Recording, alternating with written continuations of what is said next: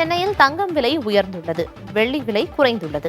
இன்று காலை நிலவரப்படி 22 காரட் ஆபரண தங்கம் கிராமிற்கு 30 ரூபாய் விலை உயர்ந்து 6460 ரூபாய்க்கும், ஒரு சவரன் 240 ரூபாய் விலை அதிகரித்து 51,680 ரூபாய்க்கும் விற்பனை செய்யப்படுகிறது.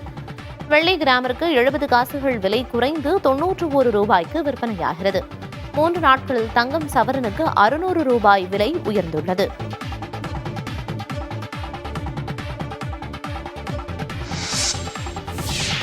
திருவையாறு அருகே காவிரி ஆற்றில் தண்ணீர் வந்த நிலையில் பொதுமக்கள், பக்தர்கள் தேவார பாடல்களை பாடி வரவேற்றனர்.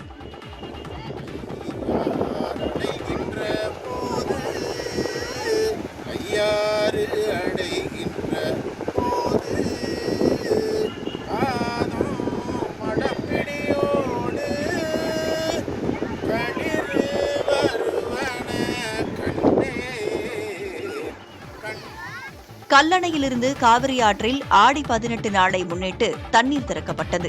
திருக்காட்டுப்பள்ளி, சாத்தனூர், ஆசனூர், வடுகக்குடி தடுப்பணைகளை கடந்து திருவையாறு காவிரி ஆற்றில் தண்ணீர் வந்தது. புஷ்ப மண்டப படித்துறையை கடந்து பாய்ந்தோடிய தண்ணீரை பக்தர்கள், பொதுமக்கள் மலர்கள் தூவியும், பால் ஊற்றி, சூடம் ஏற்றி, தேவார பாடல்களை பாடியும் வரவேற்றனர். மேலும் பெண்கள் தேங்காய்களை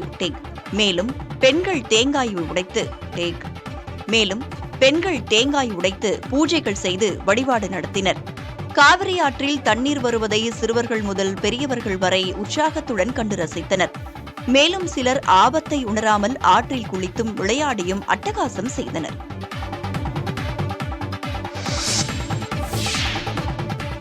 கொள்ளிடம் ஆற்றில் தண்ணீர் வரத்து அதிகரித்துள்ளதால் ஆற்றின் உள்ளே அமைந்துள்ள திட்டு கிராமங்களில் சாகுபடி செய்துள்ள பயிர்களை விவசாயிகள் அவசரமாக அறுவடை செய்து வருகின்றனர். நாதல்படுகை, நாணல்படுகை, முதலைமேடு திட்டு உள்ளிட்ட கிராமங்களில் உள்ள மக்கள் இன்று மாலைக்குள் பாதுகாப்பான இடங்களுக்கு செல்ல மாவட்ட நிர்வாகம் அறிவுறுத்தியுள்ளது. இதனால் இங்கு பயிரிடப்பட்டுள்ள மரவள்ளிக்கிழங்கு, கீரை வகைகள், காய்கறிகள் தண்ணீரில் மூழ்கி பயனற்று போகும் என்பதால் இருக்கும் பயிர்களையாவது காப்பாற்றுவதற்காக அவசரமாக அறுவடை செய்ய தொடங்கியுள்ளனர். 45 நாட்களுக்கு பின்னர் அறுவடை செய்ய வேண்டிய பயிர்களை பாதியிலேயே அறுவடை செய்வதால் போதிய மகசூல் இல்லாமல் நஷ்டம் ஏற்பட்டுள்ளதாக விவசாயிகள் கவலையுடன் தெரிவித்துள்ளனர். மேலும் வெள்ளப்பெருக்கால் பூச்செடிகளும் தண்ணீரில் மூழ்கி அழியும் நிலை ஏற்பட்டுள்ளதாக கூறுகின்றனர்.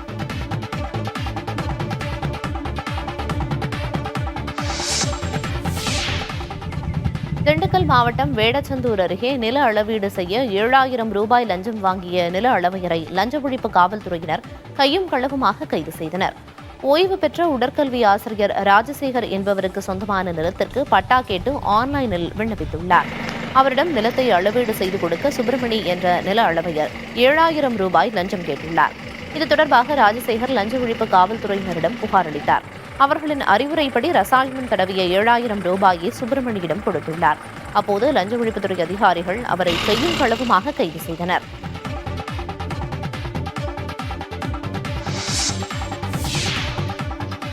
தாய்ப்பால் கொடுப்பதால் அழகு குறையாது என்பதால் பெண்கள் தங்களது குழந்தைகளுக்கு கட்டாயம் தாய்ப்பால் கொடுக்க வேண்டும் என நடிகை சரண்யா வலியுறுத்தியுள்ளார்.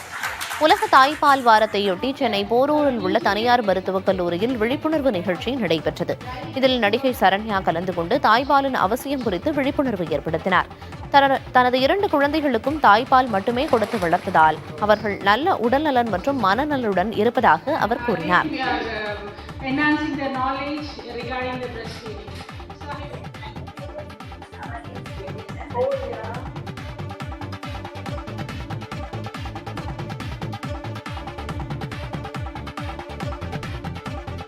தாய்ப்பால் கொடுக்கறதால அழகு போகுதுங்கிறது அது ஒரு நிறைய பேசும்போது ஒரு டைலாகா வந்துருச்சுன்னு நினைக்கிறேன். ஸோ அது உண்மையே இல்லை அப்படிங்கிறதா உண்மை. தாய்ப்பால் கொடுக்கறதால உங்க அழகும் ஜாஸ்தியாகும், உங்க குழந்தையோட அழகும் ஜாஸ்தியாகும். குழந்தை அழகு ஜாஸ்தி ஆகும்போது அதை பார்த்து நீங்க இன்னும் அழகாயிடுவீங்க. அதுதான் உண்மை. வயநாடு நிலச்சரிவில் சிக்கி உயிரிழந்தவர்களுக்கு அமெரிக்க அதிபர் ஜோ பைடன் இரங்கல் தெரிவித்துள்ளார். இதுகுறித்து அவர் வெளியிட்ட அறிக்கையில், கேரள மாநிலத்தில் நிலச்சரிவில் சிக்கி உயிரிழந்தவர்களின் குடும்பத்தினருக்கு தானும் தனது மனைவி ஜில் பைடனும் இரங்கல் தெரிவித்துக் கொள்வதாக குறிப்பிட்டுள்ளார். இந்த பேரிடரில் பாதிக்கப்பட்டவர்களுக்காக பிரார்த்தனை செய்து கொள்வதாக குறிப்பிட்டுள்ள ஜோ பைடன், மீட்புப் பணிகளில் ஈடுபட்டு வரும் இந்திய மீட்புக் குழுவினரின் துணிச்சலான செயலுக்கு பாராட்டு தெரிவித்துள்ளார். இந்த இக்கட்டான சூழலில் இந்திய மக்களை நினைவுகூர்வதாக ஜோ பைடன் கூறியுள்ளார். இந்தியா இலங்கை இடையிலான முதல் ஒருநாள் கிரிக்கெட் போட்டி இன்று நடைபெறுகிறது. கொழும்புவில் நடைபெறவுள்ள போட்டிக்காக இரு அணி வீரர்களும் தீவிர பயிற்சியில் ஈடுபட்டனர். T20 உலகக்கோப்பை தொடருக்கு பிறகு கேப்டன் ரோஹித் சர்மா, விராட் கோலி மீண்டும் அணிக்கு திரும்பியுள்ளனர். அதேபோல கௌதம் கம்பீர் தலைமை பயிற்சியாளராக பொறுப்பேற்றிருக்கும் நிலையில் ரோஹித் சர்மா, விராட் கோலி விளையாடுவது ரசிகர்கள் மத்தியில் எதிர்பார்ப்பை அதிகப்படுத்தியுள்ளது. இலங்கை அணியில் பத்திரனா, மதுசனகா ஆகியோர் காயம் காரணமாக ஒருநாள் தொடரிலிருந்து விலகியுள்ளனர். இது அந்த அணிக்கு கூடுதல் பலவீனத்தை கொடுத்துள்ளது. முன்னதாக T20 தொடரில் சூரியகுமார் தலைமையில் இந்திய அணி இலங்கையை 3-0 என்ற கணக்கில் வீழ்த்தி ஒயிட் வாஷ் செய்தது. தற்போது இரு அணிகள் இடையில் 3 போட்டிகள் கொண்ட ஒருநாள் தொடர் இன்று தொடங்குகிறது. வீராணம் ஏரி நீர் பச்சை நிறத்தில் மாறிய விவகாரத்தில் நச்சுத்தன்மை இல்லை என்று ஆய்வறிக்கை சமர்ப்பிக்கப்பட்டுள்ளது. கடலூர் மாவட்டம் காட்டுமன்னார்கோவில் அருகே உள்ள வீராணம் ஏரி மூலம் சென்னைக்கு வினாடிக்கு 77 கனஅடி தண்ணீர் அனுப்பப்படுகிறது. இந்த நிலையில் வீராணம் ஏரி நீர் பச்சையாக மாறியதால் நச்சு கலந்திருக்கும் என்று சர்ச்சை எழுந்தது.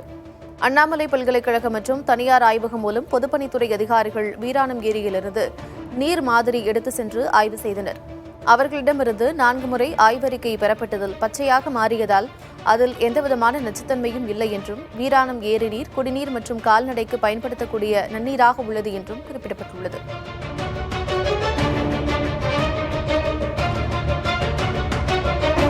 காவிரி ஆற்றில் ஏற்பட்டுள்ள வெள்ளப்பெருக்கு காரணமாக நாமக்கல் மற்றும் ஈரோட்டை இணைக்கும் பாலத்தின் இரு கரைகளையும் தொட்டவாறு தண்ணீர் கரைபுரண்டு ஓடுகிறது. மேட்டூர் அணையிலிருந்து 1.5 லட்சம் கன அடிக்கும் மேல் தண்ணீர் திறக்கப்பட்டுள்ளதால் 11 மாவட்டங்களில் வெள்ள அபாய எச்சரிக்கை விடுக்கப்பட்டுள்ளது. இந்த நிலையில் நாமக்கல் மாவட்டம் குமாரபாளையம் மற்றும் ஈரோடு மாவட்டம் பவானி உள்ளிட்ட காவிரி கரையோர பகுதிகளில் வெள்ளப்பெருக்கு ஏற்பட்டு அங்குள்ள வீடுகளுக்குள் தண்ணீர் புகுந்துள்ளது. இதனையடுத்து பொதுமக்களை பாதுகாப்பாக மீட்டு முகாம்களில் தங்க வைத்துள்ளனர். இந்த நிலையில் குமாரபாளையத்தில் உள்ள கோவை சேலம் நெடுஞ்சாலையில் காவிரி ஆற்றில் வெள்ளம் கரைபுரண்டு ஓடுகிறது. 2 கரைகளையும் தொட்டவாறு கரைபுரண்டு ஓடும் காவிரி ஆற்றின் ரம்மியமான காட்சி காண்போரை வெகுவாக கவர்ந்துள்ளது.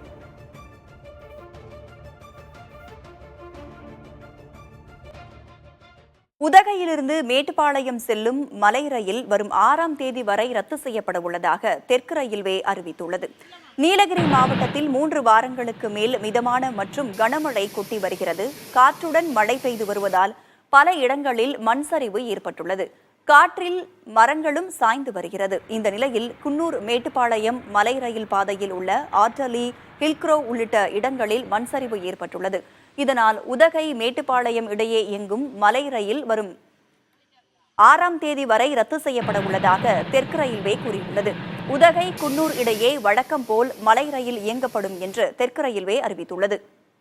நெல்லை மாவட்டம் பாபநாசம் சொரிமுத்து ஐயனார் கோவில் ஆடி அமாவாசை திருவிழாவில் பங்கேற்பதற்காக ஏராளமானோர் குவிந்ததால் 2 கிலோமீட்டர் தூரத்திற்கு வாகனங்கள் அணிவகுத்து நின்றன. காரையாறு சொரிமுத்து ஐயனார் கோவிலில் ஆண்டுதோறும் நடைபெறும் ஆடி அமாவாசை திருவிழாவிற்காக நெல்லை, தூத்துக்குடி, தென்காசி ஆகிய மாவட்டங்களிலிருந்து வருகை தரும் பக்தர்கள் குடில் அமைத்து தங்கி நேர்த்திக்கடனை நிறைவேற்றுவார்கள். நாளை மறுநாள் அங்கு திருவிழா நடைபெறும் நிலையில் கோவில் உள்ள இடம் பாதுகாக்கப்பட்ட வனப்பகுதி என்பதால் பல்வேறு கட்டுப்பாடுகளை வனத்துறை விதித்திருக்கிறது. பக்தர்கள் அங்கு தங்குவதற்கு தேவையான பொருட்களை எடுத்து செல்வதற்கும் தனியார் வாகனங்களுக்கும் இன்று ஒரு நாள் மட்டும் அனுமதி அளிக்கப்பட்ட நிலையில் அங்கு ஏராளமானோர் குவிந்திருக்கிறார்கள். இதனால் பாபநாசத்தில் சுமார் 2 கிலோமீட்டர் தூரத்திற்கு வாகனங்கள் வரிசை கட்டி நின்றுள்ளன.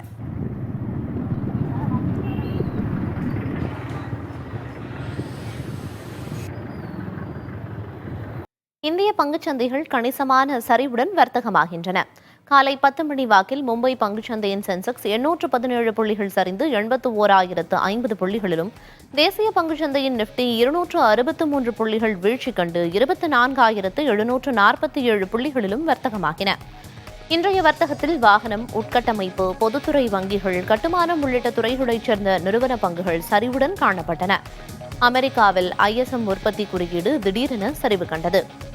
10 ஆண்டுகளுக்கான கடன் பத்திரங்கள் சுமார் 4 விழுக்காடு வீழ்ச்சியடைந்திருப்பது போன்றவை அந்நாட்டை மீண்டும் பொருளாதார மந்த நிலைக்கு எடுத்துச் செல்லுமோ என்ற அச்சத்தை ஏற்படுத்தியுள்ளது. இந்த காரணங்களும் இந்திய பங்குச்சந்தைகளில் தாக்கத்தை ஏற்படுத்தியுள்ளதாக கூறப்படுகிறது.